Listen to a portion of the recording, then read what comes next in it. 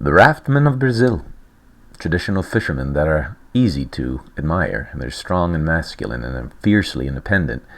They remind me of the American cowboy, but instead of wrestling cattle, they wrestle 500-pound wooden rafts up and over crashing waves to harvest sharks, stingray, and more. Like the American West, the wilds of Brazil are finally being tamed, but not without a price. For Endangered Coast, I'm photojournalist Paul Lima reporting, part of a 12-year study here on the windswept beaches of Brazil's northeast. Here, like in so many coastal regions worldwide, pollution and irresponsible development threaten all of us, but especially the poor, who rely on a healthy ecosystem simply to survive. In communities near large Brazilian cities, like this one in Fortaleza, garbage washes ashore weekly. When residents try to complain to city officials, they're met with harassment.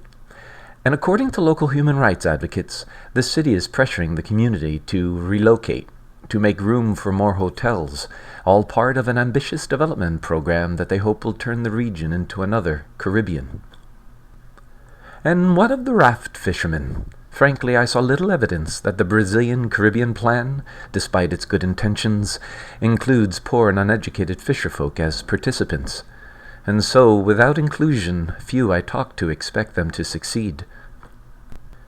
It's interesting to note that before the first hotels were built here, there were towering white sand dunes, and raft fishermen thrived with little outside help.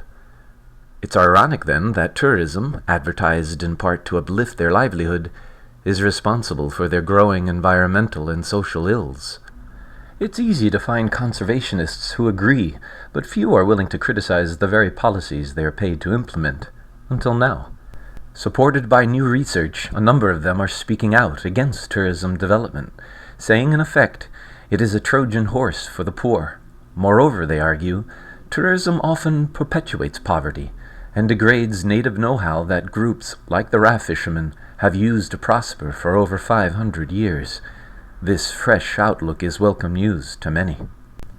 For Endangered Coast, I'm photojournalist Paul Lima reporting on the raft fishermen of Brazil.